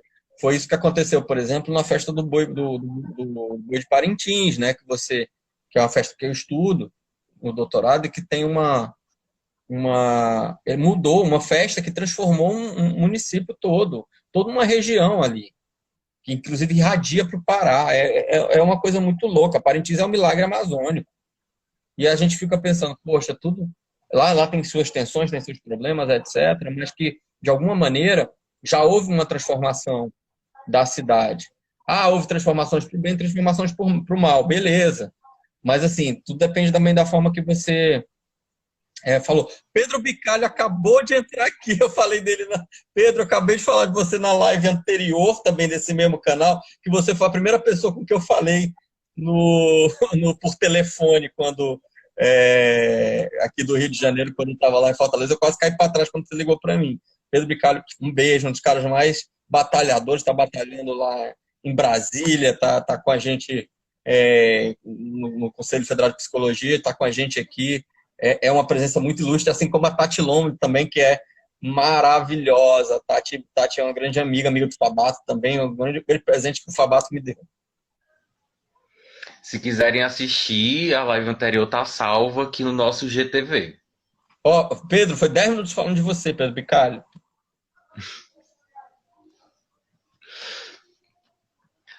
Pois é, e a gente vê que a nossa cultura aqui do Ceará, ela é bonita, ela é, às vezes, mais reconhecida fora.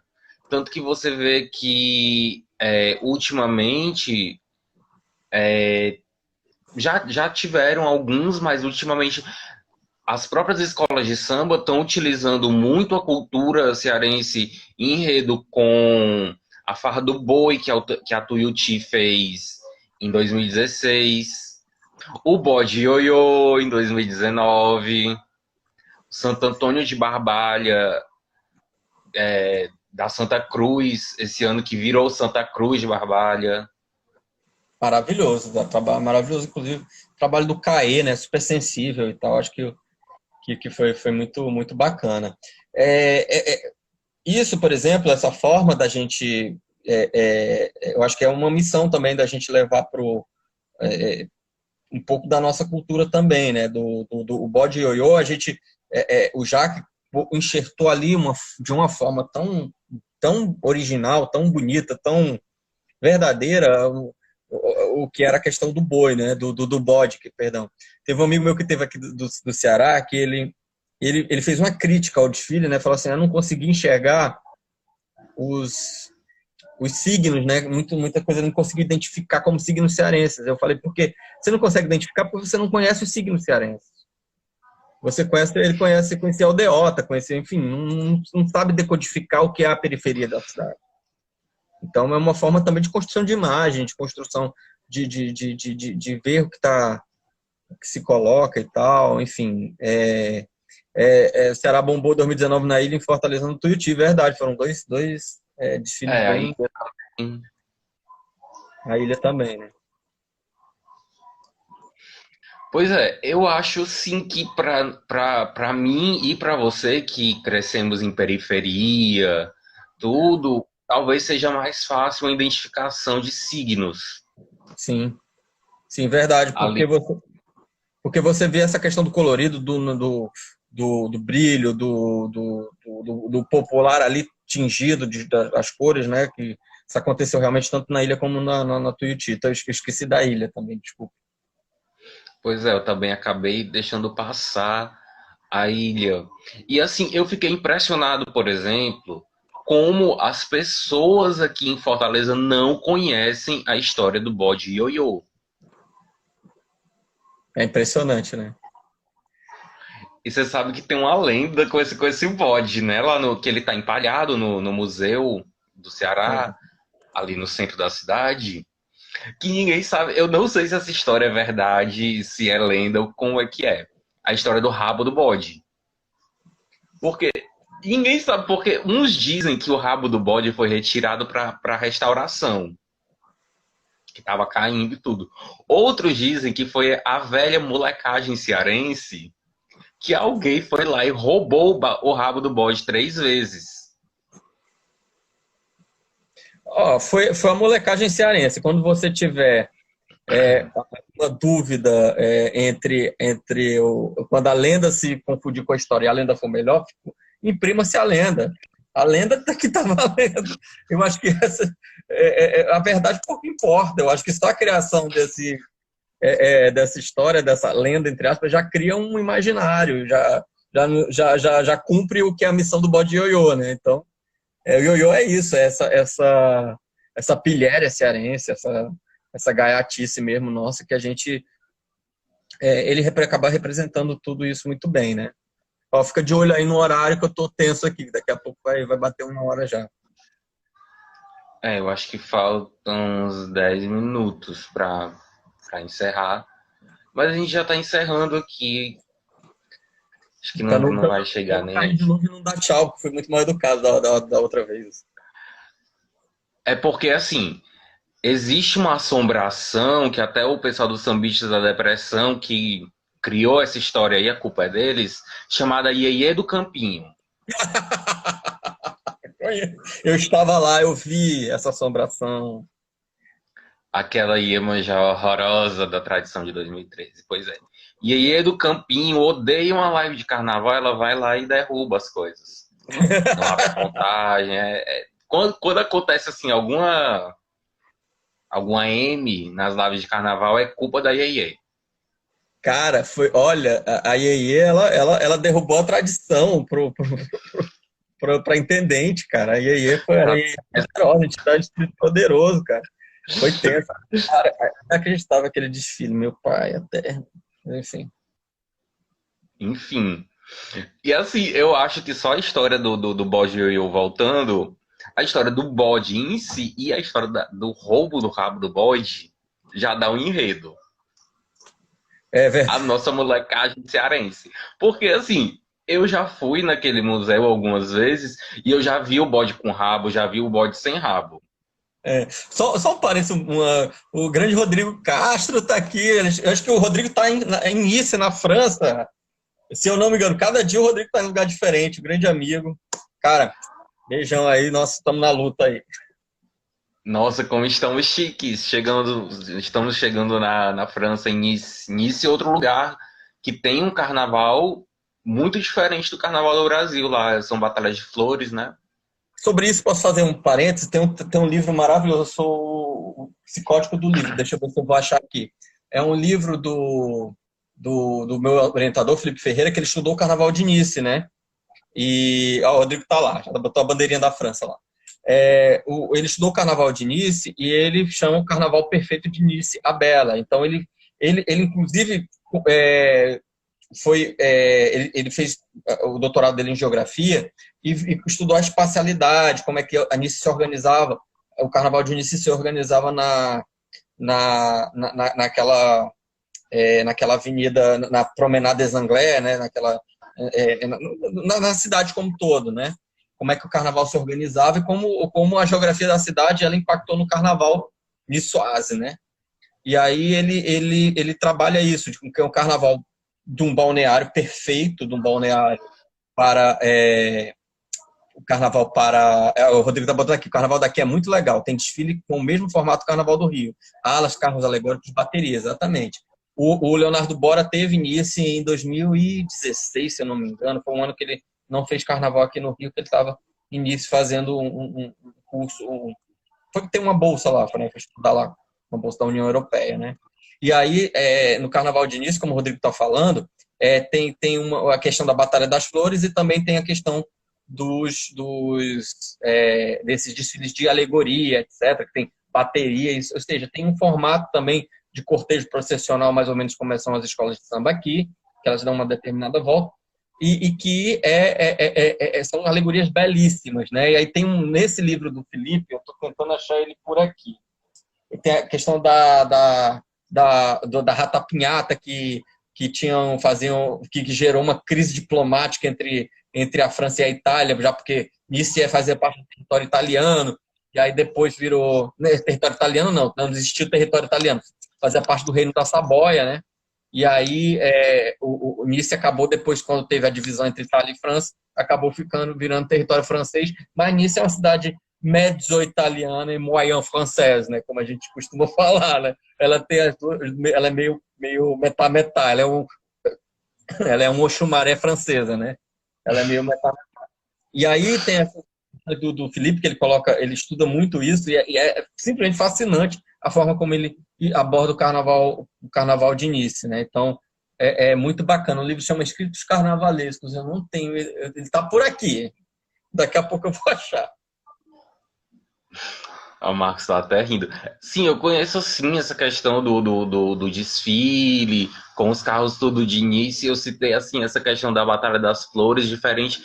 Eu gosto muito dessa pesquisa de carnavais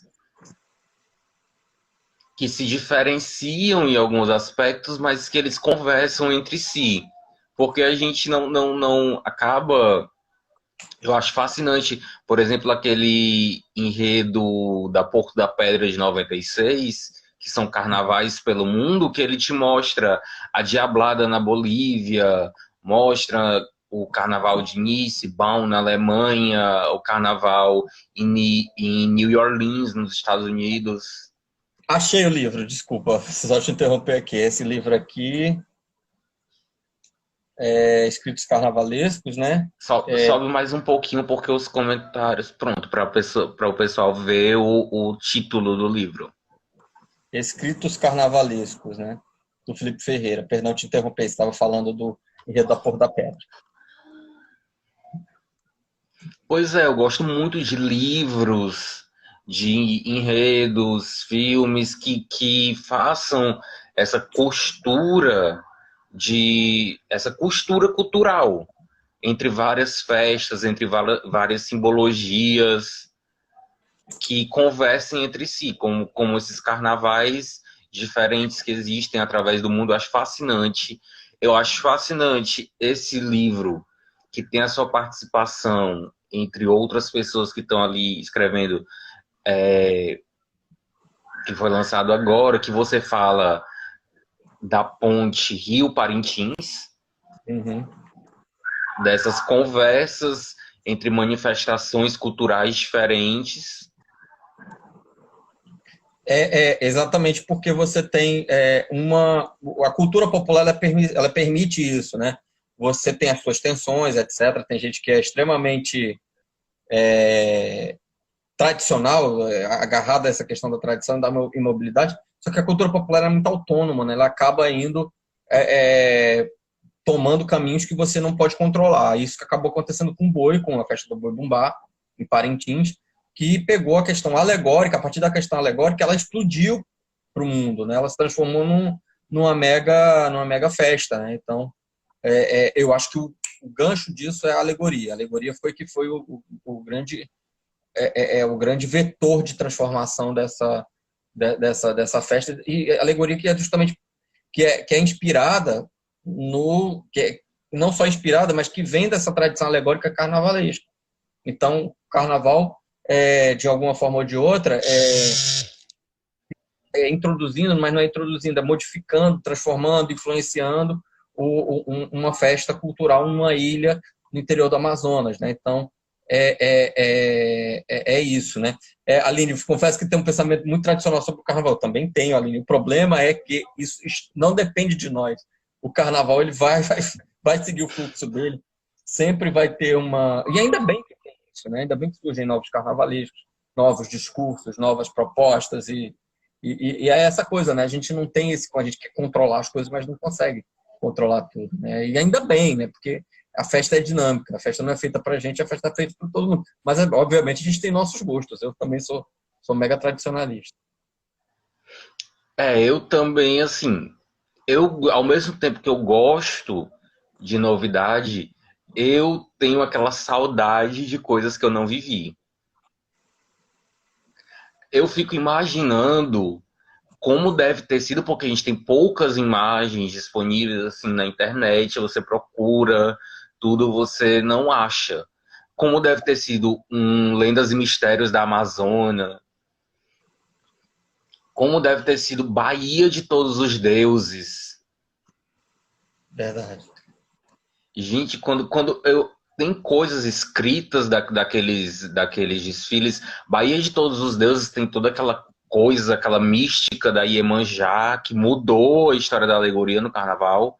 Foi uma semente para essa mudança, aquela Iemanjá de espelhos. A história, agora eu não estou me lembrando, acho que foi da Narcisa, que o desfile foi ao meio-dia, que a sandália dela arrebenta, ela fica com bolha no pé ali sambando e alguém joga uma sapatilha para ela poder terminar o desfile. Então são coisas assim tradicionais, e coisas que nem eu nem vivi, não era nem projeto nessa época, mas assim, que te dá uma saudade desse tradicionalismo, não é nem do tradicionalismo, mas do tradicional mesmo. Eu sou nisso, eu concordo contigo, assim, eu gostaria muito de ter vivido essa época, né? E também, mas ao mesmo tempo, eu fico impactado, por exemplo, quando acontece o que aconteceu, por exemplo, o que aconteceu, por exemplo, no Festival de Parintins de 2018, onde você teve um cara, um pajé, um cara vestido de pajé, não era o pajé item do Caprichoso, mas era uma pessoa vestida de pajé, num drone tripulado. Então, isso é uma mensagem surrealista, uma imagem surrealista.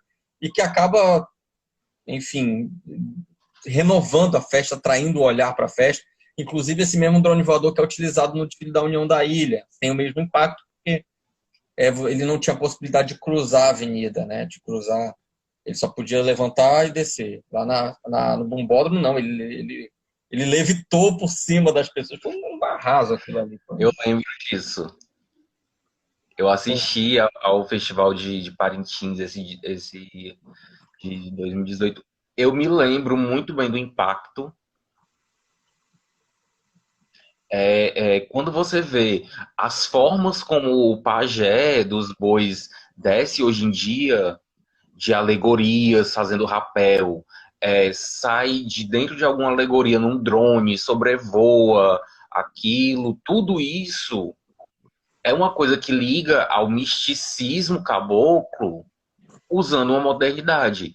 No caso da União da Ilha era o padre Cícero, ou alguma coisa, alguma figura ali que remetesse a ele. A ideia iconográfica era um ícone de representação do padre Cícero. É, E assim, desculpa, você estava falando dessa questão de modernidade, por exemplo, eu tenho uma questão que aconteceu em 2012, num ritual que o José Amoedo, do Caprichoso, fez. Rodrigo, não sei se tu foi já para Parintins uma vez, combina aí com o Dedé para a galera toda quando tu estiver aqui no Brasil. Tira as férias em junho também.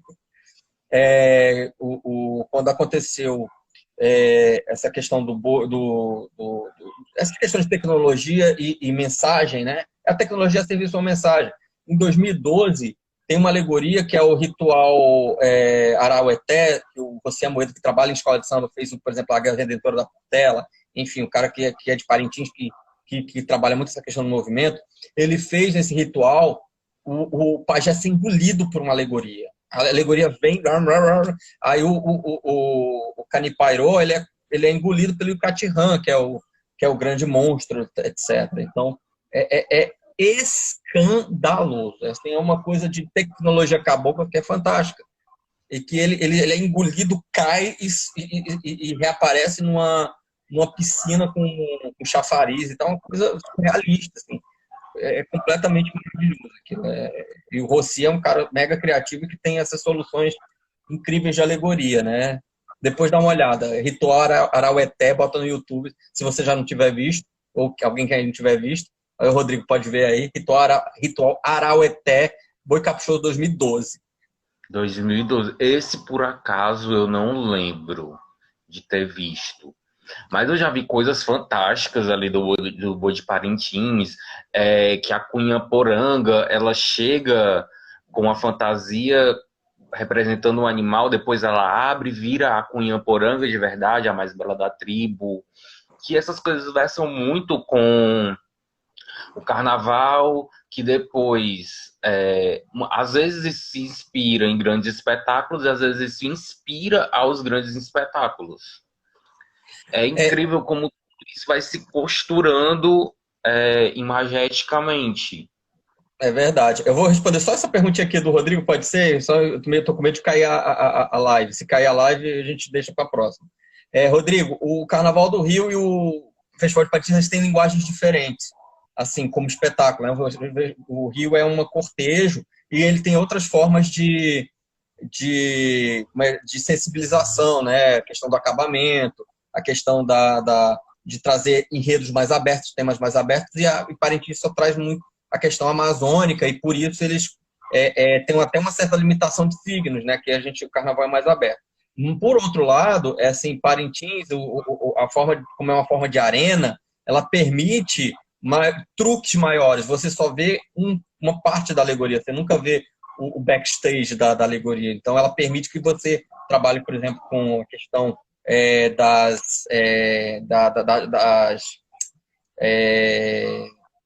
esqueci o nome, vou já lembrar. Você permite que você trabalhe com pintura muito, com vários truques, né, que você vai fazendo, truques de pintura, enfim,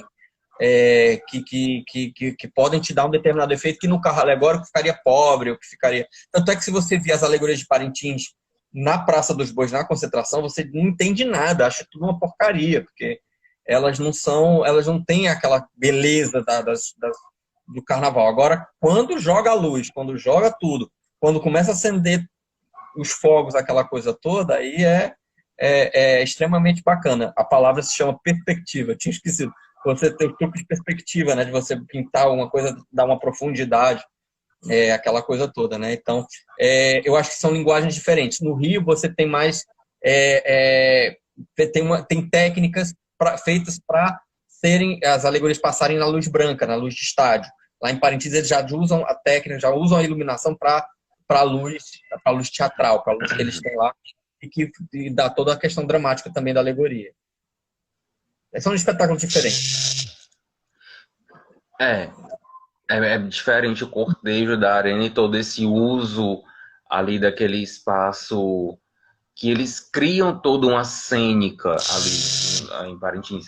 Até as alegorias da Sapucaí, se você vê na concentração, a perspectiva é outra, você vendo ali do lado, vendo detalhes, diferente de você vendo da arquibancada com tudo funcionando, efeitos, luzes, fumaças. Isso é fantástico, cara. É a transformação, é o poder. Barracão, seja galpão de boi ou barracão de escola de samba, é o poder transformador. Você lida com a transformação o tempo todo. Pois é, já são mais de 10 horas. Eu não queria tomar tanto tempo do João Gustavo aqui e nem Só mandar estender tanto. acabou de entrar, a gente está terminando a live. Desculpa, a Crystal Love, que foi minha aluna lá na Veiga de Almeida, ela é americana. Eu acho que ela está nos Estados Unidos agora, né, Crystal? Um beijo para você. Vamos começar. Hã? A live está internacional. Então, o Rodrigo está no Nice e a Crystal que tá nos Estados Unidos. Pois é, vamos começar a nos encaminhar aqui para o final, né, para não ficar tão extenso.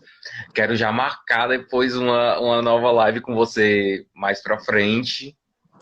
Olha, o Alfredo Del Penho entrou, grande jurado, e eu fiquei, assim, falando no Alfredo Del Penho, eu fiquei embasbacado com a aula que ele deu no Cama de Gato.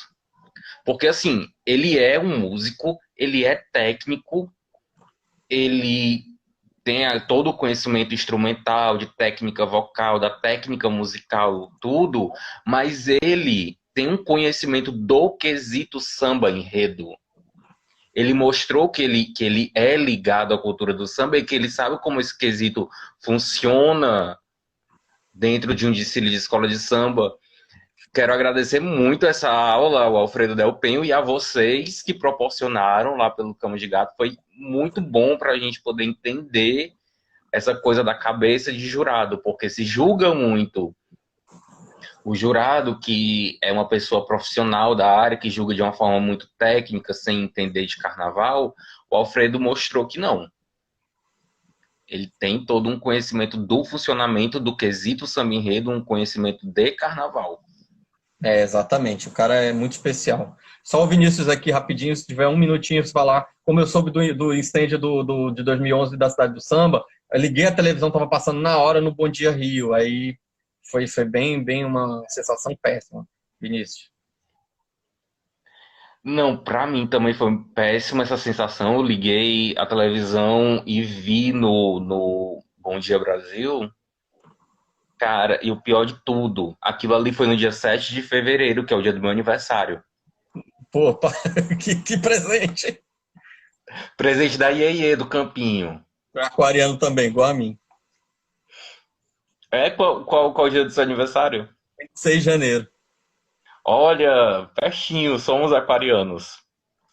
Acho que isso aí, a Iê nem existia ainda, mas já foi presente dela, porque você acordar no dia do seu aniversário com essa notícia, não é. Foi tenso. E aí a primeira coisa que você imagina que foi no Salgueiro, né? Mas logo depois eu vi pela imagem aérea que tinha sido na ilha, Portela e Grande Rio, que os barracões são feitos inclusive com essa separação justamente para não pegar fogo em tudo, né? Então a gente já sabia que dificilmente o fogo chegaria aos outros barracões por causa disso. Eu não entendi, eu não entendi essa por eu não ser do Rio, eu não tá ali, eu não entendi essa estrutura.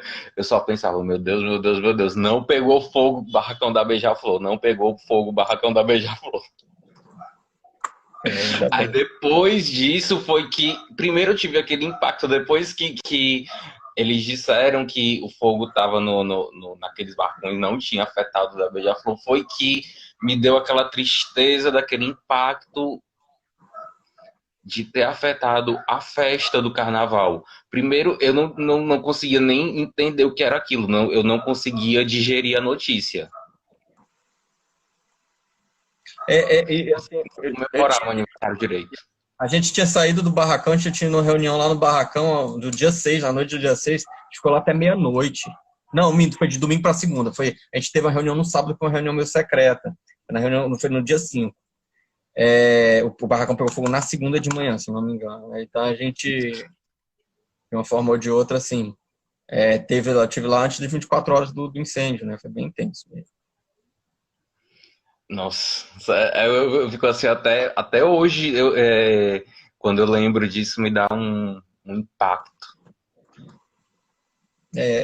Foi bem complicado, mas, enfim, são os riscos, né, da festa. A festa também tem muitos riscos, e aí, de uma forma ou de outra, é importante que não aconteça mais, né, esse tipo de acidente.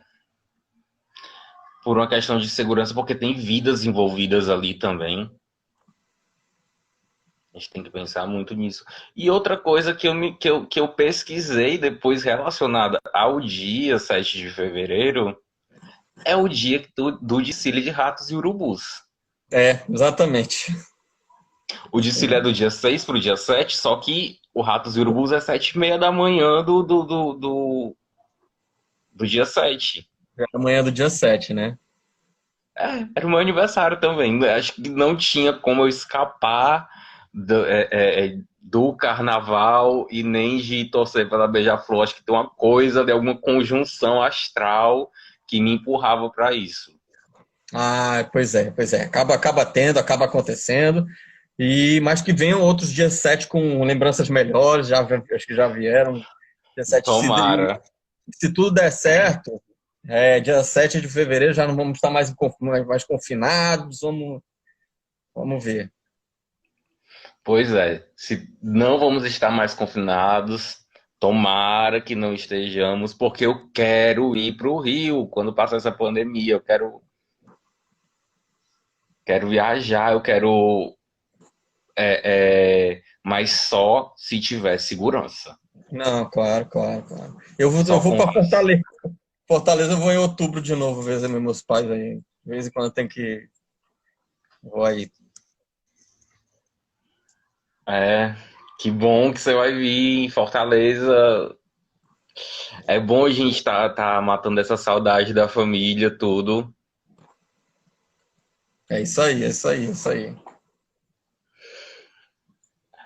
João Gustavo Melo, muito obrigado. Estou muito feliz, muito agradecido por essa Eu que agradeço. oportunidade. Vamos ver mais para frente para a gente marcar uma live de novo, porque eu quero saber da sua monografia, do seu TCC, né? Aham, tá ótimo. E mais algumas coisinhas aí. Por favor, cara. Pô, obrigado. Te agradeço pra caramba aí pela oportunidade. Quando quiser, é só chamar de novo. Marcaremos. Fala aí pro pessoal sobre o seu livro, o livro que você está participando agora também. O livro, né? Eu fiz o. Ai, deixa eu ver aqui. Eu fiz agora o Vestidos para Brilhar, né? Que foi lançado pela editora Rico, né? Sobre os destaques das escolas de samba. E participei agora também do Carnaval Sem Fronteiras, né? Que é um grupo que faz parte de um grupo de pesquisadores da UFRJ, etc. E, na verdade, de várias universidades que publicaram artigos sobre carnaval. É interessante que a gente está produzindo, estou tocando a tese, né, publicando artigo também, está saindo um artigo em algumas universidades aí, estamos sempre por aí, né? Qualquer coisa digita João Gustavo Martins Melo de Souza, né?